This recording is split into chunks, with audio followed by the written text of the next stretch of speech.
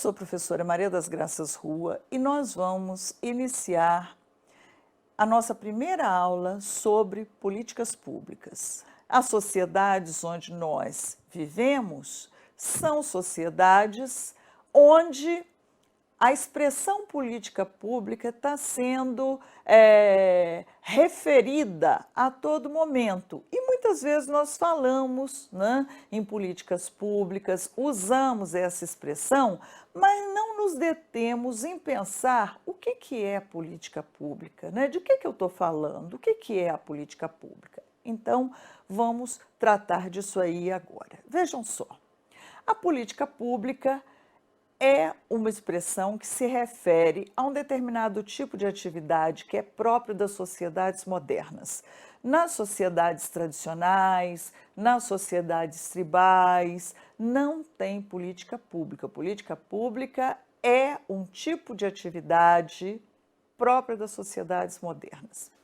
As sociedades modernas têm características que as distinguem das sociedades tradicionais.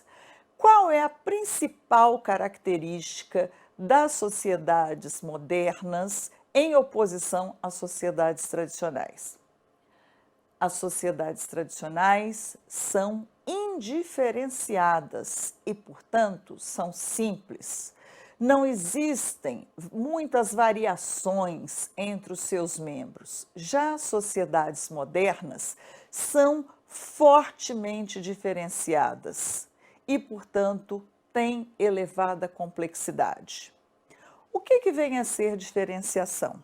A diferenciação diz respeito ao fato de que a sociedade moderna reúne indivíduos que são singulares, cada um tem seus próprios atributos de idade, de sexo, de cor, de profissão, de origem familiar, de status social, de origem regional e até nacional, de formação acadêmica, de experiência profissional, de trajetória de vida. Cada um de nós é único e é completamente diferenciado do seu semelhante. Na sociedade moderna, nós somos semelhantes, mas não somos equivalentes, né? Somos iguais perante a lei e individualmente semelhantes, mas não somos equivalentes, porque não somos intrinsecamente iguais. Muito bem. A diferenciação, portanto, né, caracteriza a sociedade moderna e leva à complexidade, ou seja, essa grande teia, a complexidade significa isso, essa grande teia de possibilidades, de relações, de interações entre os indivíduos, porque existem múltiplas formas pelas quais uns podem satisfazer as necessidades e interesses dos outros, porque cada um oferece uma coisa que é sua, que é própria, que é diferenciada. É a complexidade que é a grande riqueza da sociedade moderna. E a complexidade permite que nós realizemos os nossos talentos, que nós satisfaçamos nossas necessidades, mas a complexidade também traz consigo a possibilidade do conflito. A sociedade moderna, marcada pela diferenciação e pela complexidade, enfrenta a todo momento situações de conflito. São conflitos porque os interesses das pessoas são diferentes, as opiniões são diferentes, né? O conflito é intrínseco à sociedade, à vida em sociedade moderna. O conflito é visto nas ciências sociais de duas maneiras diferentes. Existem autores que consideram o conflito uma distorção, uma disfunção, um desequilíbrio.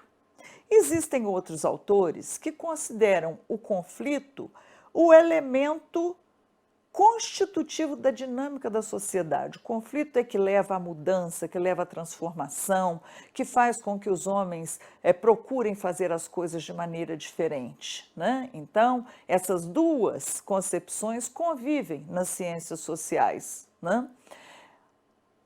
Todas têm em comum um fato importante, que é a concepção de que, seja o conflito uma distorção, seja o conflito o elemento dinâmico da vida em sociedade, ele tem que ser mantido dentro de determinados limites, para que a vida coletiva persista e satisfaça as necessidades dos homens. O conflito tem que ser administrado. Como é que se administra o conflito? Se administra através de dois grandes instrumentos, a coerção ou a política. São esses os dois grandes instrumentos. Qual a diferença entre eles? Bom, a coerção significa o quê? Significa o conjunto de atividades relacionadas à prevenção, à repressão e à punição das transgressões à lei. Isso é que significa a coerção. A coerção implica o uso da violência física. E esse instrumento que é a coerção e que permite administrar em parte o conflito, esse instrumento tem limites. Quais são os seus limites? Primeiro, ele tem um elevado custo financeiro. Por quê?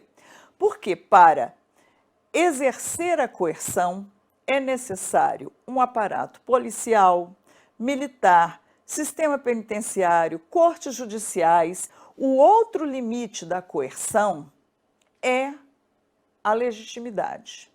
Em toda sociedade, os homens, em parte, obedecem à lei porque sabem que vão ser coagidos, mas em grande parte obedecem porque aprendem que aquilo é útil para a vida coletiva. Se numa sociedade os indivíduos estão propensos a violar o limite do direito do outro em busca do seu interesse, e se essa propensão for muito intensa, será necessário muita coerção. A coerção, além de ser financeiramente onerosa, vai implicar uma grande rejeição às situações em que ela é aplicada. Então, o uso da coerção tem um limite muito claro, que é o limite em que ela se torna financeiramente onerosa demais ou politicamente arriscada, porque reduz a legitimidade das suas autoridades. Muito obrigada.